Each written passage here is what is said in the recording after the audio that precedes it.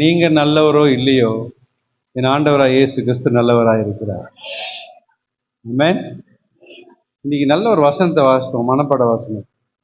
எல்லாம் சேர்ந்து சொல்லுவோம். நீ தேவனுக்கு ஒரு பொருத்தனை பண்ணி கொண்டால் அதை செலுத்த தாமதியாதே, அவர் மூடரில் பிரியப்படுகிறதில்லை. நீ நேர்ந்து கொண்டதை செய், அல்லனா செய்யாத. ஒரு பெரிய ஒரு பொருத்தனை நம்ம பண்ண தெரியுமா? சபையில 7 மணிக்கெல்லாம் நான் கரெக்டா வருவேன்.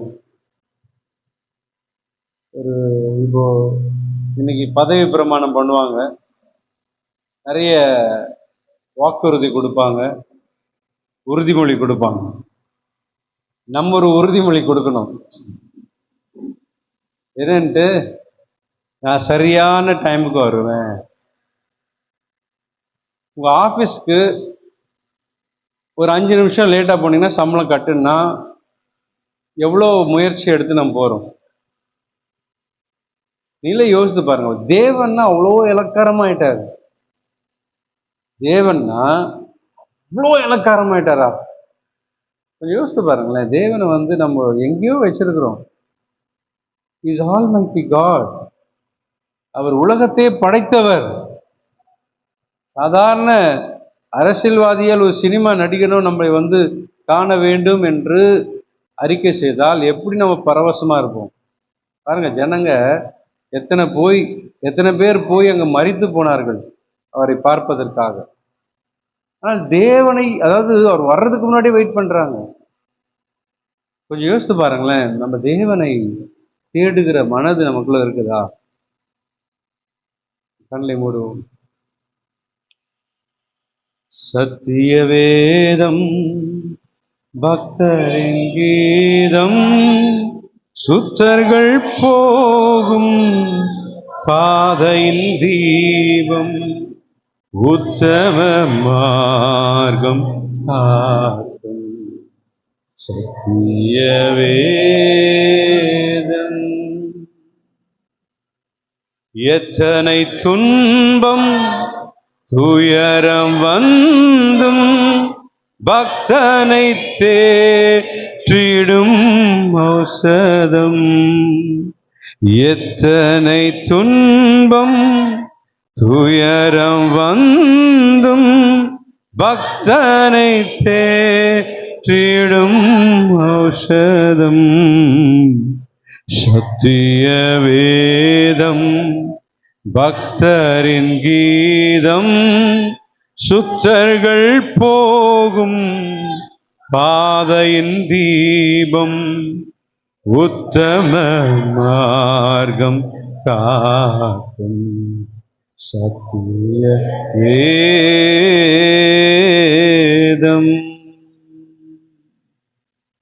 இயேசு நாமத்தில் பிதாவே, ஆமென். நம்ம பிரசங்கி, அதாவது சாலமன் ஞானி அநேக ஆலோசனை அவர் கொடுத்திருக்கிறார். அந்த ஆலோசனையிலிருந்து என்றைக்குமே நான் பட்ட கஷ்டத்திலிருந்து ஆலோசனை கொடுப்பது, அல்லது என்னுடைய வாழ்க்கையின் முறைமையில நடந்ததுனால நான் ஆலோசனை கொடுப்பது, அதான் எக்ஸ்பீரியன்ஸ். அவங்க வாழ்க்கையில் நடப்பதை நம்ம கூட மற்றவங்கிட்ட போய் சொல்லும் போது, என் வாழ்க்கையில் அப்படிதான் இருந்ததுப்பா, கர்த்தர் மாற்றினார். என் வாழ்க்கையில் அப்படி இருந்தது, தேவன் செய்தார். அதான் உண்மையானது. ஆலோசனை என்பது சாதாரணமாக கொடுக்க முடியாது. இங்க சாலமன் ஞானி அவருடைய வாழ்க்கையில அனுபவித்ததை, ஐயோ அப்படிலாம் இருக்கக்கூடாதே அப்படின்னு சொல்லிதான் அநேக காரியத்தை அவர் பேசுகிறார். அநேக ஆலோசனை அவர் கொடுக்கிறாரு. முதல்ல நம்ம என்ன பார்த்தோம்? கடிந்து கொண்டு வார்த்தை நான் கேட்டால் அது நலம். எல்லாம் சொல்லுவோமா? நான் கடிந்து கொள்ளும் வார்த்தை நான் கேட்டால் அது எனக்கு நலம். அடுத்தது, நேர்ந்து கொள்ளாமல் இருப்பது நலம். சொல்லுங்களேன். நேர்ந்து கொண்டால் செய்யணும், இல்லைன்னா வாக்கு கொடுக்க கூடாது. இன்னைக்கு அநேகர் வாக்கு கொடுப்பதெல்லாம் வள்ளல், பாரி வள்ளல் சொல்லுவாங்க. நான் செய்துறேன், நான் பண்றேன், என்னை விட்டு அவ்வளவுதான், நான் நான் நான். ஆனால் நடக்காது. நேர்ந்து கொள்ளாமல் இருப்பது, இன்னைக்கு பிரதர் சொன்னது போல ஜனவரி மாதம் 1ஆம் தேதி நிறைய பொருத்தனை பண்ணுவோமா இல்லையா? இனிமே நான் பொய்யே சொல்ல மாட்டேன், இனிமே எங்க மாமியாரை திட்ட மாட்டேன், மனசுக்குள்ள கூட திட்ட மாட்டேன், நான் இனிமே அப்படி செய்ய மாட்டேன், எப்படி செய்ய மாட்டேன், நிறைய பொருத்தனை. ஆண்டவரே இந்த மாசத்திலிருந்து சபைக்கு நான் ஒழுங்கா போயிடுவேன். அன்னைக்குதான் அடுத்த வாரம் தான் உங்களுக்கு பிரச்சனை வரும். என்ன தெரியுமா? உங்க சொந்தக்காரங்க வந்து வீட்டில் உட்காந்துருவாங்க. 7 மணிக்கு சபைக்கு நான் ஆண்டவர் அடுத்த வாரத்துல கரெக்டா போவேன்னு சொன்னா, கரெக்டா 7 மணிக்கு யாராவது உங்களை டிஸ்டர்ப் பண்ணுவாங்க. நம்ம நேர்ந்து கொள்கிற காரியத்தை உடனே நாம் செய்ய வேண்டும். நான் போன வாரம் நாம் பார்த்தது என்னன்னா, உங்களுடைய ஃப்ரெண்ட்ஸு, உங்களுடைய நண்பர்கள், உங்களுடைய சகோதரர்களுக்கு நீங்கள் ஆணையிட்டால் அதை செய்து விட வேண்டும். அப்படிதான் நம்ம பார்த்தோம். அப்ப நம்ம வாக்கு கொடுத்தால் அதை நாம் செய்ய வேண்டும் என்று நாம் பார்த்தோம். நீதிமொழிகள் பிரசங்கி 5:5.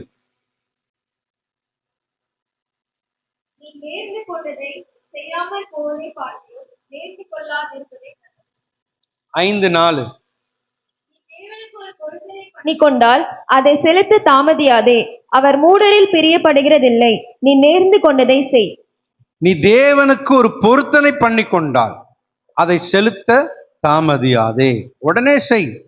அவர் யார் மேல பிரியமா இல்லையா? முட்டாள் மேல பிரியம் இல்லை. அப்ப முட்டாள்கள் பொருத்தனை செய்ய மாட்டார்கள். அப்ப பொருத்தனை யார் செய்வாங்கன்னா நீதிமான்கள். பொருத்தனை யார் செய்வாள் என்றால் கர்த்தருக்குள்ளே வளருகிறவர்கள். இன்னைக்கு எல்லாருக்குமே, இங்க வந்திருக்கிற எல்லாருக்குமே நான் கர்த்தரோடு கூட இசைந்து இருக்க வேண்டும், அவரோடு கூட நடக்க வேண்டும் என்றுதான் சபைக்கு வரீங்களே. ஆனா ஏதோ ஒரு சிச்சுவேஷன் நம்மளை இழுத்து விடுகிறது. அதாவது போன வாரம் நான் சொன்னது போல ஒரு பாட புத்தகத்தை எடுத்து நம்ம பிள்ளைங்க படிக்கிறாங்க. அத படிக்காம வேற எங்கேயோ வேடிக்கை பார்த்து கொண்டு படிக்கிற நேரத்துல விளையாடி கொண்டு இருக்கும் பொழுது அப்ப என்ன சொல்லுவாங்க, டேய் படிடா, ஏன்டா விளையாடுற, படிக்கிற நேரத்துல படி, புக் எடுத்து வச்சா கூட நீ புக்கை பார்க்க மாட்டற, வேற எதையோ சிந்திச்சுட்டு இருக்கிற அப்படின்னு சொல்லுவாங்க. ஆனா அந்த மார்க் வரும் பொழுது அவனுடைய வாழ்க்கையில ரொம்ப தோல்விகள் வருகிறது, ரொம்ப குறைவான மார்க் வருது, ஏன்னா படிக்கல. அதே போலதான் ஞானஸ்தானம் எடுத்த பின்பு தேவனே உம் சித்தம் செய்ய வந்திருக்கிறேன் என்று சொல்லிட்டு இன்னும் நம்ம செய்யாம இருக்கிறோம். நாம கரெக்டா? நாம வேதத்தை கேட்க வேண்டும், படிக்கிற நேரத்துல படிக்கணும், அதை நாம செய்யணும்னு சொல்லிட்டு பொருத்தனை பண்ணோம் நம்ம. ஆனா நம்முடைய வாழ்க்கையில இன்னைக்கு இல்ல. அதே போல ஒரு பிரதருக்கு நம்ம என்ன பண்றோம், ஒரு வாக்கு கொடுக்கிறோம், அல்லது ஒரு சகோதரிக்கு வாக்கு கொடுக்கிறோம், நான் உங்களுக்கு காசு கொடுத்துட்றேன், அல்லது நான் உங்க வீட்டுக்கு 5 மணிக்கு வரேன். நான் ஒரு எக்ஸாம்பிள் நான் சொல்றேன். நம்முடைய வாழ்க்கையில இந்த டைமிங் ரொம்ப ரொம்ப முக்கியம். இதை கிறிஸ்தவ வாழ்க்கையில இன்னைக்கு எங்கேயோ இருக்குது. அதாவது ஃபாரின் டைம் வேற, இந்தியன் டைம் வேற, அப்படிதானங்க? இந்தியன் டைம் என்னங்க? இந்தியன் டைம் என்னது? 8:20னா 10:20க்கு நான் போவேன், அதான் இந்தியன் டைம். இந்தியன் டைம் என்னைக்குமே ஒரு 10 நிமிஷத்துக்கு அப்புறமா, அது 8 மணிக்கு தானே. மைண்ட் செட்டப் என்னன்னா 8 மணிக்கு தானே, அது அப்படியே கொஞ்சம் அப்படியே அவங்களே லேட்டாக தான் வருவாங்க, நம்ம கொஞ்சம் லேட்டாக போகலாம். சபையில் என்ன எல்லாரும் வந்துடுவாங்களா? அவங்களே எல்லாம் லேட்டாக தான் வருவாங்க, நான் லேட்டாக போகலாம். அப்போ மைண்ட் செட் அது. என்னுடைய டைமிங்கில் கரெக்டாக இருக்க வேண்டும். நான் உண்மையாகவே பாஸ்டர் சாம் சுந்தரம் ஐயா அவர்களோடு கூட இருந்தபடினாலே இந்த டைமிங் எனக்கு ரொம்ப ரொம்ப சொல்லி கொடுத்தாங்க. வாழ்க்கையில் நீ ஊழியம் செய்யலையோ அல்லது நீ எதை செய்யறியோ அது முக்கியம் இல்லை, உடைய வாழ்க்கை இந்த டைமை ரொம்ப ரொம்ப முக்கியப்படுத்துன்னு சொல்லி கொடுத்தாரு. அதை ரொம்ப முயற்சி பண்ணிட்டு வரேன். சம்டைம் நம்ம தவறிடுறோம், ஏன்னா மனுஷர்கள் நம்ம எல்லாம். ஆனா ஆல்வேஸ் தவறுவது அந்த பிரதரா எப்பா 8 மணிக்குன்னா அவர் 8:30 மணிக்கு தான் வருவாரு அப்படின்னு நம்மளை முத்திரை கொடுக்க கூடாது, நம்ம மேல முத்திரை குத்திடக்கூடாது. என்னப்பா கிப்சன்? அப்படிதான். ஆனா தேவன் டைம்ல கரெக்டா இருப்பாரு. தேவன் டைம்ல ரொம்ப ரொம்ப கரெக்டா இருப்பார். அவருடைய வேலையில அவருடைய காரியத்துல சரியா இருப்பார். ஆனா நான் தான் டைம்ல மிஸ் பண்றேன். யாக்கோபு 3:2.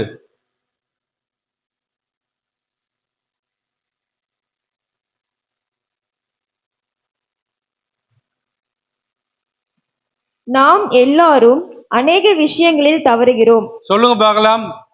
நாம்லாம் வேணாம். நான் அநேக விஷயங்களில் தவறுகிறேன். ஒத்துக்கிட்டீங்களே? இதுதான் ஒத்துக்க மாட்டாங்க நிறைய பேர். ஐ எம் பர்ஃபெக்ட், நான் கரெக்டா இருப்பேன் எல்லா விஷயத்திலும். எல்லாம் சொல்லுங்க பால. ஒருவன் சொல் தவறாதவனானால் அவன் பூரண புருஷனும் தன் சரீரம் முழுவதையும் கடிவாளத்தினாலே அடக்கி கொள்ளக்கூடியவனாய் இருக்கிறான். அதாவது ஒருத்தருக்கு வாக்கு கொடுக்கும் போது அதை ஒரு வார்த்தையை நம்ம சேர்த்துக்கணும். இதை யார் கடைபிடிக்கிறான்னா முகமதியர்கள் கடைபிடிக்கிறார்கள். நம்ம தான் அதை கடைபிடிக்கிறது இல்லை. என்ன தெரியுமா? அவங்க எதனாலும் ஒரு திருமண பத்திரிகை அடித்தாலும் நம்ம திருமண பத்திரிகையில் என்ன பண்ணுவோம்? கர்த்தருக்கு சித்தமானால் வருகிற திங்கட்கிழமை 5/2/24 வருஷம் என்னுடைய பிள்ளைக்கு திருமணம் அப்படின்ட்டு கர்த்தருக்கு சித்தமானால் அப்பொழுது மட்டும் தான் போடுவோம் நம்ம. அவங்க என்ன போடுவாங்கன்னா இன்ஷல்லா அப்படின்னு போடுவாங்க. இன்ஷால்லானா கர்த்தருக்கு சித்தமானால், அதான் அர்த்தம். அவங்கள நீங்க முஸ்லீம்ல கொஞ்சம் நீங்க அவங்க பேச்சு கொடுத்து பாருங்க. அவங்க எப்பவுமே வரீங்களா அப்படின்னு சொன்னா இன்ஷல்லா என்ன சொல்லுவாங்க? இன்ஷல்லா அப்படின்வாங்க. இன்ஷா அல்லானா கடவுளுக்கு சித்தமானால். அப்ப நம்மளும் அதை பழகிக்கணும். நான் எப்பனாவது யாரோ சொல்லுவாங்க, பிரதர் எங்க வீட்டுக்கு வரீங்களா? கர்த்தருக்கு சித்தமானால் வரேன் அப்படின்னா, என்ன பிரதர் கர்த்தருக்கு சித்தமானால் சொல்றீங்க? கோச்சிப்பாங்க. ஏமா கர்த்தருக்கு சித்தமானால் தான் வர முடியும்.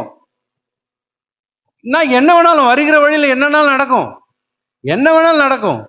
அப்ப அந்த கர்த்தருக்கு சித்தமானால் என்ற வார்த்தையை நடுவுல சேர்த்து கொள்வதனால நாமும் தப்பித்துக் கொள்வோம். ஆமென். வரலினா வச்சுங்களேன், நான் என்ன சொன்னேன்? கர்த்தருக்கு சித்தமானால் தானே சொன்னேன் நானு. அல்லேலூயா. என்னங்க இருக்கிறீங்களா? தூங்குறீங்களா? நல்லா மழை அடிக்குது. எப்போ நீங்க வெயிலா இருக்கிறதுனால தான் நீங்க சீக்கிரமா வச்சோம். எப்படி உள்டா சீதோஷனம் நம்மள பண்ணு பார்த்தீங்களா? நம்ம நினைச்சது ஒண்ணு, அவர் நடக்கிறது செய்யறது ஒண்ணு. அப்பதான் நீங்க வருவீங்கன்னு சொல்லிட்டு தான் அவர் மழையை வர வச்சிட்டாரு. இப்பதான் நல்ல தூக்கம் வரும். நான் போன் பண்ணேன் காலையில ஒருத்தருக்கு. அப்போதான் பிரதர் சொல்லுங்க பிரதர் அப்படின்றாரு. எப்பா ஒண்ணுமா எந்திரிக்கல? இன்னைக்கு 7 மணிக்கு சபை தெரியுமா? ஆமால. கடனை எந்திரிச்சு வந்தார். கத்த நல்லவர். ஆமென். நல்லா கவனிக்கணும். நம்ம வாக்கு கொடுத்தா அதை நிறைவேற்றணும். அதை நிறைவேற்ற முடியலன்னா கொடுக்காம இருப்பது நல்லது. அநேகருக்கு நம்ம வாக்கு கொடுப்போம், நான் செய்யறேன், நான் கொடுத்துட்றேன், நான் பண்றேன் அப்படின்னு வாயை விட்டுறாதீங்க. மாட்டிக்கிறோம் நம்ம. நான் அடிக்கடி சொல்வது, நான் அப்பப்ப நான் சொல்றேன், உங்களால முடிந்தால் கேட்பவர்களுக்கு கொடுங்கள். அதான் பைபிள் சொல்லுது.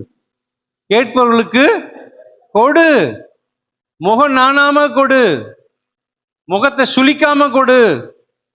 ஆனா உங்ககிட்ட இருந்தாதான் கொடுக்கணும். நல்லா புரிஞ்சுங்க. உங்ககிட்ட 100 ரூபாய் இருந்தா தாராளமா கொடுங்க. பைபிள் சொல்லுது, நீ கொடுத்துட்டீன்னா திருப்பி சொல்லுதா இல்லையா? ஆனா 100 ரூபாய் 200 ரூபாய் ஓகே. ஆனால் நம்முடைய சபையில் அடிக்கடி நான் சொல்வது, 1000 ரூபாய் நீ யாருன்னா கடன் கொடுத்தா கூட என்னை வச்சு கொடுன்னு நான் சொல்றேன். என்ன முன்னாடி வைங்க, நான் கொடுக்குறேன் அப்படின்னு சொல்லிட்டு. அப்படி இருந்தும் நம்ம நிறைய பேர் என்ன பண்றாங்க தெரியுமா? 10,000 ரூபாய் அள்ளி கொடுத்துருது, 5,000 ரூபாய் எடுத்து கொடுத்துருது. அப்புறம் மாட்டிக்கிட்ட பிரதர், அவங்க தரமாட்டுறாங்க பிரதர். நான் இதுக்கும் எனக்கும் சம்பந்தமே இல்லை, சரிங்களா? ஆனா கடன் கொடுக்கலாம். அதே வேளையில உங்களால முடிந்தா செய்யுங்க, இல்லைன்னா மற்றவங்கிட்ட இருந்து வாங்கி கொடுக்கறது தப்பான காரியம். வாக்கு கொடுப்பது நல்லதுங்க, ஆனா உங்களால இருந்தா செய்யுங்க, இல்லைன்னா வாக்கு கொடுக்காதீங்க. அப்போ ஐயோ பாவமாச்சே அப்படின்னு சொல்லி நீங்க பாவப்பட்டீங்கன்னா நீங்க பாவமாயிடுவீங்க. உங்களை பார்த்து எல்லாரும் சிரிப்பாங்க. இது தேவையா உங்களுக்கு? நல்லா யோசித்து பாருங்க. நம்மளால முடிஞ்சா செய்யுங்க, இல்லைன்னா விட்டுருங்க, அவ்வளவுதான். அப்ப நான் வாக்கு கொடுத்தா தவற கூடாது. சங்கீதம் 15:4 ஆகாதவன் அவன் பார்வைக்கு கீழ்ப்பானவன், கர்த்தருக்கு பயந்தவர்களே கனம் பண்ணுகிறான், ஆணையிட்டதில் தனக்கு நஷ்டம் வந்தாலும் தவறாதிருக்கிறான். அவன் தான் உத்தமன். ஆணையிட்டாலும் தனக்கு நஷ்டம் வந்தாலும் தவறாதிருக்கிறான். ஆமென். ஆனா வாக்கு கொடுத்துட்டீங்கன்னா உங்களுக்கு நஷ்டமே வந்தாலும் செய்திடுங்க, நிறைவேற்றிடுங்க. அதனா வாக்கு கொடுக்காதீங்க. இது வேதம் மிக தெளிவாக நம்மளுக்கு போதிக்கிறது. இதன்படி வாழ கற்றுக்கொள்ளுங்க. அதனால வாயை மூடிட்டு அமைதியா இருங்க. அதர்வைஸ் வாக்கு கொடுத்துட்டீங்கன்னா பைபிள் சொல்லுது தனக்கு நஷ்டம் வந்தாலும் தவறாம செய்திடுங்க அப்படின்னு சொல்லி நமக்கு தேவன் சொல்லி கொடுக்கிறார். இப்போ நான் எதுக்கு நான் வரேன், நம்ம ஆணையிட்டதுல செய்யணும். அதே வேளையில தேவனுக்கு நம்ம உடன்படிக்கை செய்தோம். ஞானஸ்தானம் எடுக்கும் பொழுது, அந்த ஞானஸ்தானம் எடுக்கும் பொழுது உடன்படிக்கை செய்தோம் அல்லவா? என்னன்னு சொல்லி நம்ம செய்தோம், தேவா உம்முடைய சித்தம் செய்ய வந்திருக்கிறேன் சொல்லி ஒப்பு கொடுத்துட்டு, ஆனால் தேவ சித்தத்தை செய்யாம நம்ம யாருடைய சித்தத்தை செய்கிறோம்? நம்முடைய சித்தத்தை செய்து வருகிறோம். சுய சித்தத்தை செய்கிறோம். தேவ சித்தம் நான் செய்ய வருகிறேன் அப்பா, இனி நான் எனக்காக நான் வாழ்ந்துட்டேன், இனிமே நான் வாழாமல் உமக்காய் வாழ விரும்புகிறேன் அப்படின்னு சொல்லி வந்த நாம அன்றைக்கே மறந்துட்டு தேவ சித்தத்தை நிறைவேற்றதை விட்டுட்டு இப்போ நம்ம சக மனிதர்களோடு கூட சேர்வதனால அவர்களுடைய சித்தத்தையும் அவர்கள் பேச்சை கேட்டு இவங்க பேச்சை கேட்டு நான் அவங்க சித்தத்தை தான் நிறைவேற்றுகிறேன் ஒழிய கர்த்தருடைய சித்தத்தை நிறைவேற்ற நான் மறந்து விட்டேன். உங்களுடைய வீட்டில் ஒரு ப்ரோக்ராம் வைக்கிறீங்க, உங்களுடைய வீட்டில் ஏதாவது திருமண காரியங்கள் நிகழ்ச்சிகள் நடக்கும்போது மனுஷனுடைய சத்தத்தை கேட்காதீங்க. மனுஷர்கள் இதை சொல்லுவாங்க, இந்த சாங்கியம் பண்ணணும், அதை செய்யணும், இதை செய்யணும்னு சொல்லிட்டு நம்மளை குழப்பி விடுவார்கள். தேவ சத்தத்தை கேட்டு அப்பா நான் எப்படி செய்யணும், அதை நிறைவேற்றுங்க ஆண்டவரே அப்படின்னு சொல்லி நம்ம இருக்கும்போது தேவன் அதை நிறைவேற்றுவார். நான் சொல்றது விளங்குதா? எது மாதிரி இது விளங்குது? தூங்குறவங்களாம் ஆமேன்னு சொல்லுங்க பார்க்கலாம். பரவாயில்ல, நானும் வார வாரம் கேட்குறேன். ரொம்ப செம்ம நடிக்கிறீங்க நீங்க. இவர் கேட்பாரு, தூங்குறவங்க கூட அப்படிதான் வேணவன சொல்லக்கூடாது அப்படின்னு உட்காந்துட்டு இருக்கிறீங்க. இந்த டெக்னிக்கை நான் மாத்தணும்னு நினைக்கிறேன். அல்லேலூயா. கர்த்தர் நல்லவர். அப்ப நல்லா கவனிக்கணும். நம்ம நான் தேவ சித்த செய்ய வந்திருக்கிறேன்னு சொல்லிட்டு நாம மாறிவிட்டோம். அப்போ நம்ம எடுத்த ஞானஸ்தானத்துக்கு பேர் என்ன தெரியுமா? சொல்லுங்க பார்க்கலாம். நம்ம எடுத்த ஞானஸ்தானுடைய பெயர் என்ன? உடன்படிக்கையின் ஞானஸ்தானம். சொல்லுங்க பார்க்கலாம். பக்கத்துல பார்த்து சொல்லுங்க பார்க்கலாம். உடன்படிக்கையின் ஞானஸ்தானம். நிறைய பேர் ஞானஸ்தானத்திலே திருப்தியாய் உட்காந்துட்டாங்க. ஞானஸ்தானம் போதும், அதிலே திருப்தியாய் உட்காந்துட்டாங்க. இல்லை பிரியமானவர்களே, ஆவிக்குரிய வளர்ச்சிக்கு அது ஒரு முதல் படி. சொல்லுங்க பார்க்கலாம். ஞானஸ்தானம் என்பது ஆவிக்குரிய வளர்ச்சிக்கு அது ஒரு முதல் படி. சபைக்கு வருவது, ஊழியம் செய்வது, ஐக்கியம் கொள்வது, வேதம் வாசிப்பது, ஜெபம், இதெல்லாம் முதல்ல வருது. ஏன் அந்த ஐக்கியம் அப்படியே ஸ்டாப் ஆயிடுது? வேத வாசிப்பு இருக்குது, ஊழியம் இருக்குது, எல்லாமே இருக்குது, ஜெபமும் இருக்குது. ஆனால் இந்த ஐக்கியம் கொள்ளுகிறதுல அப்படியே ஸ்டாப் ஆயிடுது. இதுல கூட நம்ம செய்திடலாம். இது முழுமையான காரியமா? இல்ல. தேவனுக்கும் எனக்கும் ஒவ்வொரு நாளும் உறவானது அதிகரித்து கொண்டே போக வேண்டும். சொல்லுங்க பார்க்கலாம். தேவனுடைய உறவும் எனது உறவும் ஒவ்வொரு நாளும் வளர்ச்சி அடைந்து கொண்டே போக வேண்டும். அப்போதுதான், சொல்லுங்களேன், அப்போதுதான் நான் உடன்படிக்கையின் வாழ்க்கையிலே வாழ்கிறேன் என்ற அர்த்தம். நல்லா புரிஞ்சுங்க. அப்ப உடன்படிக்கையில வாழ்ற நம்ம எப்படி வாழ்கிறோம்? தேவனே உம்முடைய சித்தத்தை செய்ய வந்திருக்கிறேன் அப்படின்னு சொல்லிட்டு மனுஷனுடைய சத்தத்தை கேட்டு கேட்டு கேட்டு, ஏன் சபைக்கு போற, அடுத்த வாரம் போயிடு, உனக்கு தான் முடியலையே, உன்னாலதான் அந்த வேலைக்கு போ, அதை செய், அடுத்த வாரம். அதெல்லாம் ஆண்டவர் கோச்சிக்க மாட்டார். இது யாருடைய சத்தம்? சொல்லுங்களேன். பொண்டாட்டியுடைய சத்தம், புருஷனுடைய சத்தம், பிள்ளைகளுடைய சத்தம். அம்மா அடுத்த வாரம் போய்கிட்டா, கொஞ்சம் பிஸியாகிறேன், இருப்பா இருப்பா அடுத்த வாரம் போய்க்கலாம். அப்போ தேவ சித்தம் நிறைவேற வேண்டும் என்பதை அவர்கள் தடுக்கிறார்கள். பிரதர் இந்த ஒரு வாரம் பிரதர், ஒரு வாரம் மட்டும் வரனால வர முடியாது, எங்க சொந்தக்காரங்களாம் வராங்க. ஏங்க அவங்க எப்போதான் வந்துட்டு இருப்பாங்க. தேவனை தேடுறது வாரத்துக்கு ஒரு முறை தான். ஆமென் சொல்லுங்க பார்க்கலாம். அப்ப தேவ சித்தத்தை நாம் நிறைவேற்ற வந்திருக்கிறோம். ஆமென் சொல்லுங்க பார்க்கலாம். அப்போ நாம ஒவ்வொரு நாளும் தேவனுடைய வளர்ச்சியில நாம் முன்னேறி கொண்டே இருக்க வேண்டும்.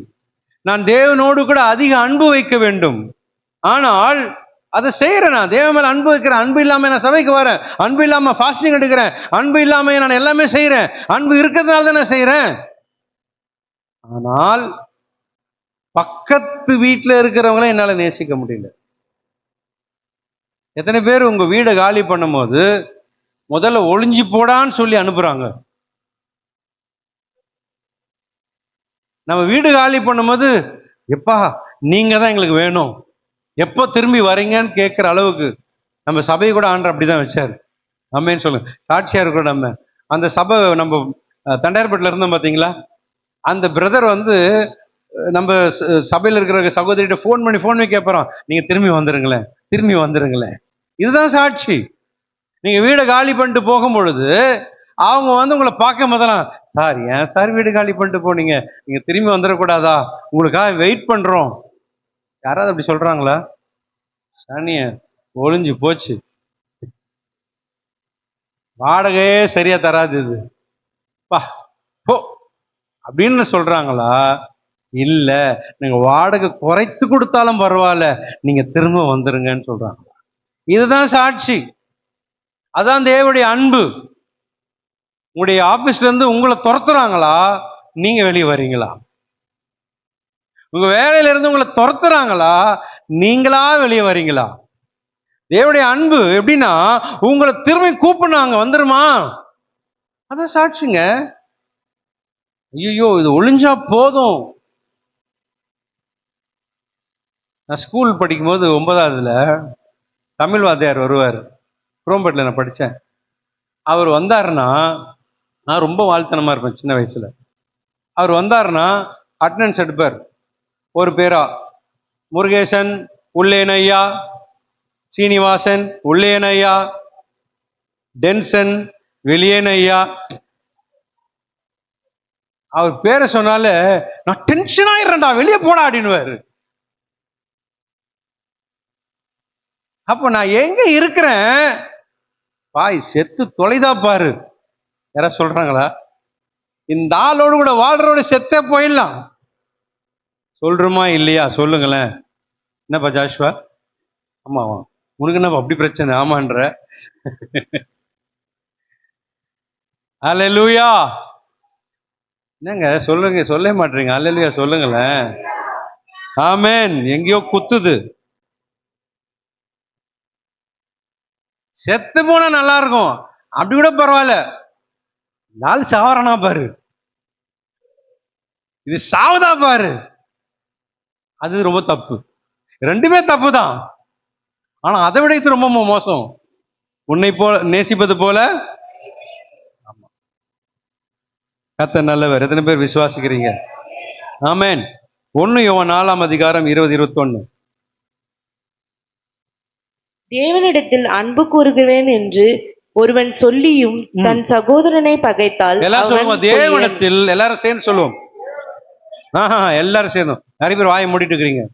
தேவனிடத்தில் அன்பு கூறுகிறேன் என்று ஒருவன் சொல்லியும் தன் சகோதரனை, தன் சகோதரியை பகைத்தால் அவன் பொய்யன். பக்கத்தை பார்த்து சொல்லுங்க, நான் கண்ட சகோதரனிடத்தில், சகோதரிடத்துல அன்பு கூறாம நான் காணாத தேவனிடத்தில் எப்படி அன்பு கூற முடியும்? எல்லாம் என் மூஞ்சதான் பாக்குது. நான் உங்கள்கிட்ட அன்பு செலுத்தாம இருக்கிறேன்னா, இதுல வேற வம்பு. நீங்க அவங்கள நேசிக்கிறீங்க, இவங்களை நேசிக்கல. நான் திரும்ப சொல்றேன், சபையில் எல்லாரும் எனக்கு வேணும். ஆமென். யாருமே நீங்க குறையவங்க, அவங்க நான் காணிக்க வாங்குறதா அப்படி இருக்கலாம். இப்போ நம்ம பிரதர் வந்து ஒரு நல்ல சுந்தராஜ் பிரதர் 10,000 ரூபாய் காணி கொடுக்குறாரு, சரிங்களா?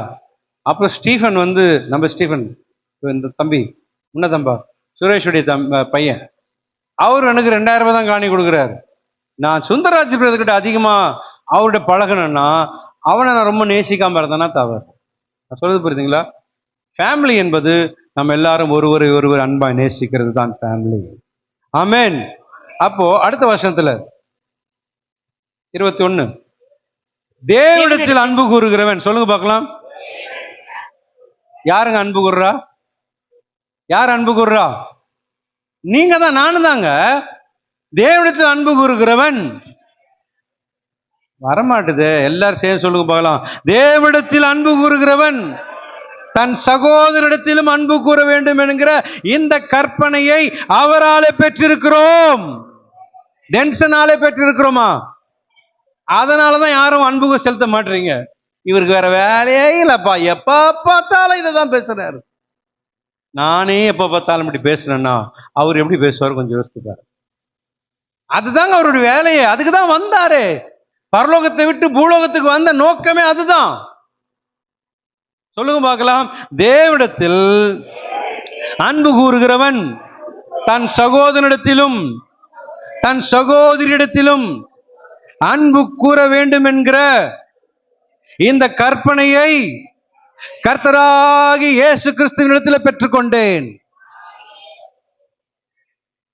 ஆமென், ஆமென். 5வது வசனம் வாசிப்போம். 5ஆம் அதிகாரம் 5வது வசனம். எல்லாம் சேர்ந்து சொல்லுவோமா? நீ நேர்ந்து கொண்டதை செய்யாமற் போவதை பார்க்கலும் நேர்ந்து கொள்ளாதிருப்பதே நலம். ஆமென். அடுத்த வசனம், அடுத்த காரியம் நாம் பார்க்கலாம். 5:4. நீ தேவனுக்கு ஒரு பொருத்தனை பண்ணி கொண்டால், சாரி மன்னிக்கணும்,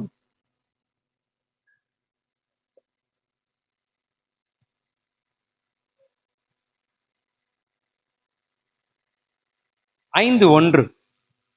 நீ தேவாலயத்துக்கு போகும்போது உன் நடைகளை காத்துக்கொள். மூடர் பலியிடுவது போல பலியிடுவதை பார்க்கிலும் செவி கொடுத்து சேர்வதே நலம். தங்கள் செய்கிறதை தீமை என்று அறியாதிருக்கிறார்கள். நீ தேவாலயத்துக்கு போகும்போது, ஞாயிற்றுக்கிழமை கிளம்பி வந்தீங்களே, உன் நடையை காத்துக்கொள். எல்லாரும் சொல்லுங்க, உன் நடையை. இப்படிதான் நடந்தே வரும், அப்படி யூட்டர்ன் ஆயிடும். சரி, இங்க போயிட்டு அப்புறம் போலான்னா சபைக்கு வர முடியாது. நீ தேவாலயத்துக்கு போகும்போது உன் நடையை காத்துக்கொள். நான் சபைக்கு தான் போகணும், வேற எங்கேயும் போக கூடாது. அதே ஜெபத்துல வாங்க, அப்பதான் வந்து சேருவீங்க. அல்ல உங்க டிராவலிங் வேற எங்கேயோ போயிடும். பிசாசு என்ன பண்ணுவோம் தெரியுமா? அப்படியே அட்ராக்ஷன் பண்ணி வேற சபைக்கு எடுத்துட்டு போயிடுவோம். அதுக்கு நிறைய பேர் இருக்கிறாங்க. எங்க சபைக்கு வாங்க, எங்க சபைக்கு வந்து பாருங்க, கூட்டு போயிடுவாங்க. உன் நடையை காத்துக்கொள். மூடர், சொல்லுங்க பார்க்கலாம். மூடர் யாருங்க? நம்ம முட்டாள்தனத்தை தானே பார்த்துட்டு வருகிறோம். நம்ம மூடர் பலியிடுவதை போல பலியிடுவதை பார்க்கிலும் செவி கொடுக்க சேர்வதே நலம். ஆமென். அப்ப மூடர் பலியிடுவதை பார்க்கிலும் செவி கொடுக்க சேர்வதே நலம். அப்ப பலியிடுவது, அன்றைக்கு இஸ்ரவேல் ஜனத்திற்கு தேவன் அநேக பிரமாணங்களை கொடுத்தார், அநேக பலிகளை கொடுத்தார். இப்படியா நீ பலி செலுத்த வேண்டும், நிறைய பலிகள் செலுத்தும் முறைகளை கற்றுக் கொடுத்தார். உங்கள்கிட்ட காசு இருந்தா காளை மாடை கொண்டு வந்து பலி செலுத்த வேண்டும். கொஞ்சம் காசு கம்மியா இருந்தா பசு மாட்டை கொண்டு வர வேண்டும். இன்னும் காசு கம்மியா இருந்தா என்ன பண்ணணும்னா ஆடு, வெள்ளாடாவை கொண்டு வரணும். அப்படியும் இல்லையா செம்மறி ஆடை கொண்டு வரணும். அப்படியும் காசு இல்லையா புறாவை கொண்டு வா. புறா வாங்குறதும் காசு இல்லையா காட்டுல போய் புறாவையோ மிருகத்தை பிடிச்சிட்டு வந்து காசே கொடுக்காம காட்டுல போய் பிடிச்சிட்டு வந்து எனக்கு பலி செலுத்தணும். இதுதான் பிரமாணம். இப்ப என்ன ஆயிடுச்சுன்னா, அவர்கள் செய்யும் ஒவ்வொரு பாவத்திற்கும் விதவிதமான பலிகளை தேவன் வைத்திருந்தார். எதற்காக இந்த பலியை செலுத்தும் முறை இருந்தது என்றால், அவர்களின் பாவங்கள் மன்னிக்கப்பட வேண்டும். அப்படி வாழ்க்கை தராதரம் உயர்ந்து விடும். பலி செலுத்துவதனால ஆசீர்வாதங்கள் என்னன்னா, அவங்க பாவங்கள் மன்னிக்கப்படும், வாழ்க்கை தரம் உயர்ந்து செல்லும், பாவ நிவாரண பலி இவர்கள் செய்யும் எல்லா பாவத்தையும் மன்னித்து புதிய வாழ்க்கையை உங்களுக்கு படிப்பிக்கும், அல்லது புதிய வருஷத்தை தேவன் கட்டளையிடுவார். அவங்க என்ன செய்யணும்? அவங்க செய்ய வேண்டிய கடமை என்னன்னா பலி செலுத்த வேண்டும். அந்த பலிகளிலே காணிக்கையும் வந்து விடுகிறது, தசமபாகமும் வந்து விடுகிறது. பழைய ஏற்பாடு நான் சொல்றது. அப்போ இந்த பலிகளை அவர்கள் செய்ய வேண்டும். அந்த பலிகளை செய்தால்தான் அவர்கள் பாவங்கள் மன்னிக்கப்படும். இரண்டாவது, குடும்பம் ஆசீர்வதிக்கப்படும். அப்படி பலி, அதனாலதான் யோபு என்ன பண்ணாரு? பலி செலுத்தினார். தன்னுடைய குடும்பத்திற்காக என்ன பண்ணாரு?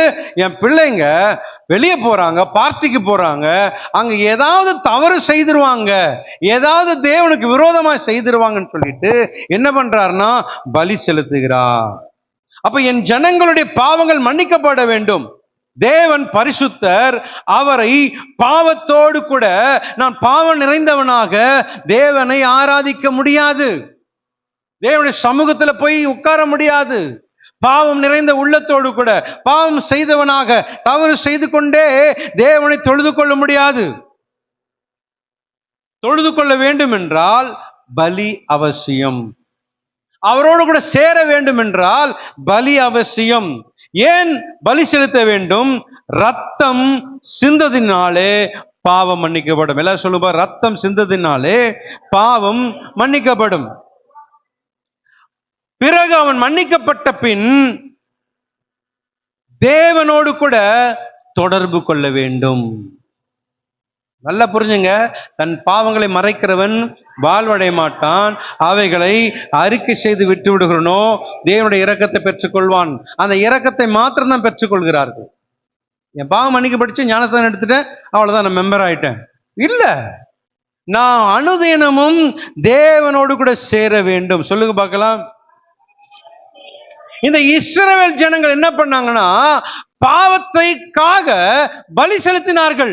ஆனால் தேவனோடு தொடர்பு கொள்ள வேண்டும் என்ற முறைமையை கைவிட்டு விட்டார்கள். தேவன் செய்த நோக்கமே என்னன்னா அவர்கள் செய்த பாவத்தை அவர்கள் கழுவி பரிசுத்தப்படுத்தி என்னை ஆராதிக்க வேண்டும், என்னை தொழுது கொள்ள வேண்டும் என்று அவர் விரும்பினார். ஆனால் ஜனங்கள், இஸ்ரவேல் ஜனங்கள் என்ன பண்ணாங்கன்னா பலி செலுத்தினார்கள், ஆனால் தேவனை தொழுது கொள்ளவில்லை, தேவனோடு கூட உறவு கொள்ளவில்லை. தொழுது கொண்டார்கள், ஆனால் தேவனோடு கூட உறவு செய்யவில்லை. அவர்கள் நான் செய்யும் பாவத்திற்காக ஒன்றுமே செய்யாத இந்த மாடுகளையும் ஆடுகளையும் அடிக்கப்படுகிறதே என்று உள்ளம் குத்தப்பட்டவர்களாக அந்த தவறுதல்களை திரும்பவும் செய்யக்கூடாது என்பதற்கு தான் அந்த மிருகங்களை பலி செய்ய வச்சார். மனுஷன் தான் பலியாகணும். ஆனா ஆண்டவர் என்ன பண்ணாரு? மிருகங்களை கொண்டு பலி செலுத்த வச்சாரு. ஏன் ஆண்டவர் என்ன சொன்னார்னா மனுஷனை படைச்சு அவர் சொன்னாரு இதெல்லாம் நீங்க ஆண்டு கொள்ளுங்கள் சொன்னாரா, சொல்லலையா? அப்ப நமக்காக தான் அந்த ஆடு மாடுகள் தான். அப்ப அந்த பலி, ஆண்டவர்னா அவ்வளவு கொடூரமானவரா? பாருங்க, ஒரு ஆடு மாடு அடிக்கணுமா அப்படின்னு நீங்க கேள்வி எழுப்பலாம். ஆனா ஆண்டவர் என்ன சொன்னாரு? அப்பயே ஒரு பிளான் என்னன்னா ஆடு மாடுகள் பண்ணி எதிர்ந்தாலும் ஆண்டு கொள்ளுங்கள்னு சொன்னாரு. அதெல்லாம் உங்களுக்கு தான் அப்படி சொல்லிட்டாரு. அப்ப அது ரத்த சிந்தனா செத்து போனாலும் அதுக்கு ஒரு பிரச்சனை கிடையாது. ஏன்னா தேவன் உங்களை நேசிக்கிறார். சொல்லுங்க பார்க்கலாம். தேவன் எல்லாவற்றையும் சிருஷ்டித்தார், எல்லாவற்றையும் உண்டாக்கினார், என்னை மாத்திரம் அவரை போலவே உண்டாக்கினார். அப்ப என் மேல அன்பு வச்சிருக்கிறதுனால எல்லாத்தையும் நீ ஆண்டு கொள்ளுங்கன்னு சொன்னாரு. அப்ப எல்லாத்தையும் ஆண்டு கொள்வதற்கான நான் வரவழைக்கப்பட்டேன். ஆனால் என்ன செய்ய சொன்னாரு? நீ பாவம் பண்ணதுனால நீ ரத்த பலி செலுத்த வேண்டும். அந்த ரத்த பலி செலுத்தும் பொழுது அப்பவாது ஒரு குற்ற உணர்வு, ஐயோ நான் பாவம் செய்வதற்காக இந்த ஆட்டுக்குட்டியை பலி செலுத்துகிறேனே, நான் பாவம் செய்வதற்காக இந்த மாடை அடிக்கிறேனே என்ற ஒரு வருத்தம் வர வேண்டும், ஒரு குற்ற உணர்வு வர வேண்டும் என்பதற்காக தான் இந்த பலிகளுடைய பிரமாணங்களை ஆண்டவர் வைத்தார். ஆனால் இஸ்ரவேல் ஜனங்கள் இவளை பற்றி கொஞ்சம் கூட கவலைப்படவே இல்லை. பலி செலுத்துவதின் நோக்கம் என்ன? பாவத்தை உணர வேண்டும். எல்லாரும் சொல்லுங்க பார்க்கலாம். நான் தான் செய்தேன் என்று ஏற்றுக்கொள்ள வேண்டும். இரண்டாவது, எல்லாரும் சொல்லுங்க. முதல், பாவத்தை நான் உணர வேண்டும். இரண்டாவது, நான் தான் செய்தேன் என்று ஏற்றுக்கொள்ள வேண்டும். மூன்றாவது, நான் செய்த தவறு என்று தேவனிடம் வர வேண்டும். வர விரும்பாதவர்கள் வாயை திறந்து சொல்லாம இருக்கிறீங்க. வர வேண்டும் என்பவர்கள் வாயை திறந்து சொல்றீங்க. அடுத்தது, இனிமேல் செய்ய மாட்டேன் என்று அவருடைய வாழ்க்கையை புதுப்பித்துக் கொள்ள வேண்டும். என்னுடைய வாழ்க்கையை புதுப்பித்துக் கொள்ள வேண்டும். இப்படி செய்தால்தான், இது சொல்ல வேண்டாம், இப்படி செய்தால்தான் அவருடைய வாழ்க்கை நன்றாக இருக்கும். ஆமென், ஆமென். அவருடைய குடும்பமும், அவருடைய முழு குடும்பமும், அவருடைய சபையும், வேலை செய்கிற இடமும் ஆசீர்வாதமாக இருக்கும், நன்றாக இருக்கும். ஒட்டுமொத்த இஸ்ரவேல் ஜனங்கள் நன்றாக இருக்க வேண்டும் என்றுதான் இந்த பலி செய்யும் முறைமைகளை தேவனாகிய கர்த்தர் கொண்டு வந்தார். இது நிறைய பேருக்கு புரியல. ஏன் அப்படின்னா, அவ்வளவு கொடூரமான ஆண்டவர் ரத்தத்தை பார்க்கணுமா? இல்ல, அவர் ரத்தத்தை பார்க்கணும்ன்றதுக்காக அல்ல. அந்த ரத்தம் சிந்தும் பொழுது அப்பொழுதாவது உன்னுடைய குற்ற மனசாட்சி உன்னை நேசிக்கிறாருங்க. நம்மளை எல்லாரையும் தேவன் நேசிக்கிறபடினால்தான் அதை பலி செலுத்த விரும்புகிறார். அதை பலி செலுத்தினாலும் அது மரித்தாலும் அவர் கவலை இல்லை, நீ மரிக்க கூடாது. எவ்வளவு அன்பு தெரியுமா ஆண்டவர் மேல? நம்மள எவ்வளவு அன்பு வச்சிருக்காருங்க. மற்றவர்களை பார்த்து எல்லாத்தையும் நீ ஆண்டு கொள்ளுன்னு சொல்றாரு. அதை அடிச்சு நீ பலி செலுத்தி நீ என்கிட்ட வரணும்னு விரும்புறாரு. அந்த பலி செலுத்தும் போது அந்த ஆடோ மாடோ அடிக்கப்படும் பொழுது, ஐயோ என்னாலதானே இது அடிக்கப்படுகிறது, வாயில்லாத ஜீவனை அடிக்கிறேனே என்று சொல்லி நீ மனம் திரும்ப வேண்டும் என்பதற்கு தான் அந்த பலி. ஆனா இஸ்ரவேல் ஜனங்கள் என்ன பண்ணாங்கன்னா, அதை பத்தி கொஞ்சம் கூட கவலைப்படல. பலி செலுத்திக்கிட்டே இருந்தாங்க. பாவம் பண்றனா பலி செலுத்து, பணம் இருக்குது வாங்கு பலி செலுத்து, பணம் இருக்குது வாங்கு பலி செலுத்து, பணம் இருக்குது காணிக்க கொடு தேவனை ஆராதி, பணம் இருக்குது அவரோட ஐசு வச்சு அப்படி நெருங்கலாம். இல்லவே இல்லாதுங்க, இல்லவே இல்லை. தேவனை ஆராதிக்க வேண்டும் என்றால் பலி அல்ல, உன்னுடைய கீழ்ப்படுதலை எதிர்பார்க்கிறார். அவரை நீங்க லஞ்சம் கொடுத்தெல்லாம் வாங்க முடியாதுங்க. நம்முடைய ஆண்டவரை லஞ்சம் கொடுத்து வாங்கவே முடியாது. இஸ்ரவேல் ஜனங்கள் தேவன் சொல்லிட்டாரே என்று இந்த பலியின் காரியங்களை அவர்கள் செய்தார்கள். மிக அழகாக செய்தாங்க. ஒரு ஆட்டை பிடித்து பழுதற்ற, அதுவும் பாத்தீங்கன்னா எப்படி அந்த பலி இருந்ததுன்னா, ஒரு ஆடை பிடிக்கிறாங்க, அந்த ஆடை செக் பண்ணுவாங்க. ஒரு டாக்டர் இருப்பாராம் ஆசரிப்பு கூடாரத்துக்கு வெளியே. அந்த டாக்டர் என்ன பண்ணுவாராம், அந்த ஆடை அப்படி செக் பண்ணுவார். அது பழுதற்றதா இருக்குதா, அது நோய் இருக்குதா அப்படின்னு பார்த்துட்டு, நோய் இருந்தா என்ன பண்ணிடுவாங்களாம், தூக்கி போட்டுருவாங்க. இது வேண்டாம் அப்படின்னு சொல்லிட்டு. அப்போ தேவனுக்கு நீ செலுத்த வருகிற பொருத்தனை எப்படி இருக்கணும்னா பெஸ்டா இருக்கணும். நான் அடிக்கடி சொல்லுவேன் தெரியுமா, ஒரு பொருத்தனை நீங்க பண்றீங்க, என்ன பொருத்தனை? ஆண்டவரே என்னுடைய வாழ்க்கையில் இதை நீங்க செய்தீங்கன்னா உங்களுக்கு 10,000 ரூபாய் காணிக்க தரேன், அதை விட மேன்மையானது செய்யலாம், தப்பு கிடையாது. அதை விட மேன்மையானது என்ன தெரியுமா? ஆண்டவரே என்னுடைய வாழ்க்கையில் இதை செய்துட்டீங்கன்னா இந்த பாவத்தை நான் விட்டுறேன். நீங்க இப்படிப்பட்ட சத்தியங்கள் உங்களுக்கு கிடைக்காது. என்ன சொல்லி தருவாங்க தெரியுமா? இப்படி பொருத்தனை பண்ணு, சபைக்கு நான் காணிக்க கொடுப்பேன் ஆண்டவரே, அப்படிதான் பிரசங்கம் பண்ணுவாங்க. நான் சொல்கிறேன், நீங்க அப்படி கிடையாதுங்க. ஆண்டவரே இந்த காரியத்தை எனக்கு நீ செய்வீர்கள் என்றால் நான் சபைக்கு ஒழுங்கா போவேன். அப்படி பொருத்தனை பண்ணி பாருங்க. நான் சொல்றேன், நீங்க காசு கொடுத்து அவரை ஏமாற்ற முடியாது. இப்படிப்பட்ட பொருத்தனை செய்தால் தேவன் உங்கள் மேல் பிரியமா இருப்பா. ஆமென்.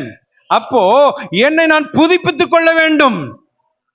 ஏசாயா 1ஆம் அதிகாரம் 11வது வசனம். உங்கள் பலிகளின் திரள் எனக்கு என்னத்துக்கு என்று கர்த்தர் சொல்லுகிறார். எப்பா உன் பலிகளின் திரள், இவ்வளவு பலி செலுத்துறியே, எனக்கு என்னத்துக்கு? அப்புறம் ஆட்டுக்கடாக்களின் தகன பலிகளும், ஆட்டுக்கடாக்களின் தகன பலிகளும், கொழுத்த மிருகங்களின் நினமும் எனக்கு அரோசிகமாய் இருக்கிறது. காளைகள், ஆட்டுக்குட்டிகள், கடாக்களுடைய ரத்தத்தின் மேல் எனக்கு பிரியமில்லைன்னு சொல்லிட்டாரு. அவங்க நினைச்சாங்க இஸ்ரவேல் ஜனங்க ஆண்டவர் இதுலதான் பிரியமா இருக்கிறாரு போல, நம்ம இதை செய்தரலாம் செய்துட்டே இருக்கிறாங்க. ஆண்டவர் அவங்களை பார்த்து சொல்றாரு, ஏன்பா உங்களுடைய பலிகள் எனக்கு என்னத்துக்கு? இன்னைக்கு ஆண்டவர் நம்மளை பார்த்து கேட்கிற கேள்வி என்ன தெரியுமா? நீங்க நினைக்கிறோம் நம்ம அப்படி ஆராதிச்சுட்டா அவர் ஐஸ் வச்சிடலாம்னு நினைக்கிறோம். நம்ம 1 hour அப்படியே ஆராதிச்சிட்டா அப்படியே அவர் உருகிடுவாரு. நம்ம கேட்டதான் தர்றாரு, இல்லவே இல்லை, உன்னுடைய ஆராதனை எனக்கு என்னத்துக்குன்னு கேட்கிறாரு. உன்னுடைய ஆராதனை எனக்கு என்னத்துக்கு? என்னுடைய வார்த்தைக்கு செவி சாய்க்காம, நான் சொல்றதுக்கு கீழ்ப்படியாம நீ ஆராதித்து காணிக்கை கொடுத்து நீ என்ன பண்ணாலும் பிரயோஜனம் இல்லை.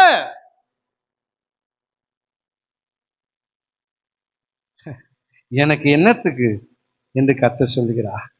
தகன பலிகளும் கொழுத்த மிருகங்களின் நினமும் எனக்கு அரோசிகமா இருக்கு. அப்படின்னா என்னது? எனக்கு அருவருப்பா இருக்கிறது. இஸ்ரவேல் ஜனங்கள் ஒவ்வொரு முறை பலி செலுத்தும் போது என்ன நினைத்தார்கள் தெரியுமா? என் தேவன் இதில் மிகவும் பிரியப்படுவார். ஒவ்வொரு ஆடுகள் அடிக்கும் பொழுது என் தேவன் மிகவும் என்ன பிரியப்படுவார் என்று சொல்லிதான் அடித்தார்கள். ஆனால் தேவனோ என்ன சொல்கிறார்? எனக்கு ஆரோசிகமாயிருக்கிறது, இவைகள் தேவனுக்கு அருவருப்பாக இருந்தது என்று நாம் பார்க்கிறோம். உண்மையாக செலுத்தினால் தேவன் அந்த இரத்தத்தை பார்க்கும்போது சந்தோஷம் அடைவார், அவர்கள் பாவங்கள் மன்னிக்கப்படும். 12வது வசனம்.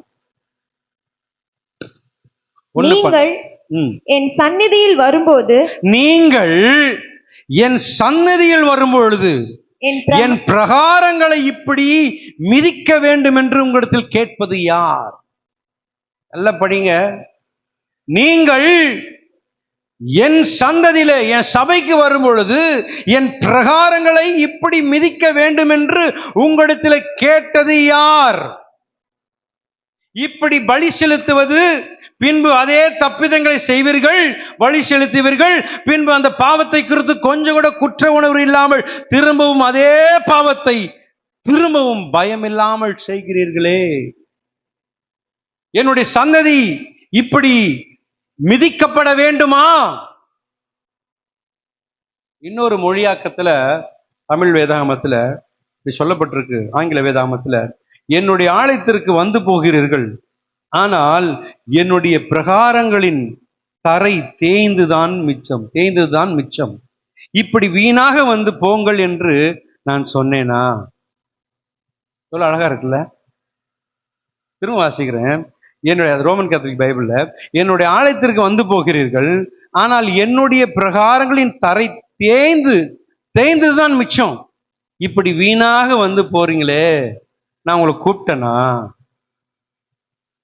எவ்வளவு வேதனைப்படுறாருல அவரு. அருமையான சகோதரியை நம்ம கேட்டுக்கொண்டிருக்கிற இந்த வார்த்தை மிகவும் கடினமானது. நம்ம எப்படி இருக்கிறோம்? நம்ம இன்னைக்கு கிறிஸ்தவர்கள் 99% மக்கள் தேவனை தொழுது கொள்ளதான் விரும்புகிறார்கள், அவருக்கு பிரியமாய் இருக்க விரும்பவில்லை. அவருக்கு பிரியமானதை செய்ய வேண்டும் என்று ஒரு வாஞ்சை இல்லை. இப்படி ஆராதனை எப்படி தெரியுமா இருக்குது? ஆராதனை ஆராதனை துதி ஆராதனை ஆராதனை, காலையிலும் மாலையிலும் உண்மை துதிப்பேன் ஆண்டவர். துதிங்க, என்ன தப்பே கிடையாது. இன்னைக்கு நிறைய மியூசிக், பயங்கரமான கான்சர்ட்லாம் வச்சு தேவனை துதிக்கிறாங்க. நல்லதா கெட்டதா எனக்கு தெரியாது.